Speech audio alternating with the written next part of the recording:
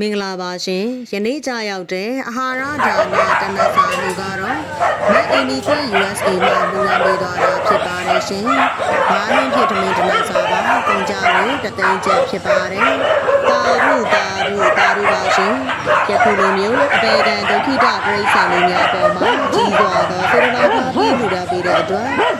စေတနာရှင်မက်အီမီခွဲ USA လည်းကိုယ်စိတ်နှပြချမ်းသာချမ်းသာကြပါစေရှင်။အနေနဲ့ကင်းပေးရှင်ပါစေစီးပွားလာပါများလည်းပြည်လည်ဝေစားကြပါစေရှင်အလုံးကကြံစီများလည်းအောင်မြင်ကြပါစေမရှိစကားမကြားရပါစေနဲ့အမှုရေဆက်လန်နဲ့မကွာအမြဲမပြတ်နှုတ်နိုင်တန်းနိုင်သောပုဂ္ဂိုလ်ထူးများလည်းဖြစ်ကြပါစေရှင်ရရှိပြီးသောစီးစိမ်ရတနာဥစ္စာပေါင်းတို့သည်လည်းတည်တံ့၍ပြန့်ပွားတိုးတက်ပါစေသူတော်ကောင်းများလည်းစောင့်ရှောက်ကြပါစေရှင်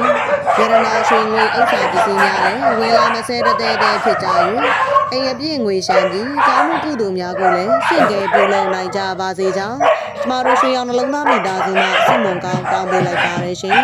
အခုဆိုရင်တော့ချက်တဲ့ကခွေးလေးပြားရဲ့ထမင်းစားချိန်ပဲဖြစ်ပါတယ်မက်အီမီကွေ USA ရဲ့အာဟာရအလှူလေးစတင်ကျွေးမွေးချိန်လေးဖြစ်ပါတယ်ရှင်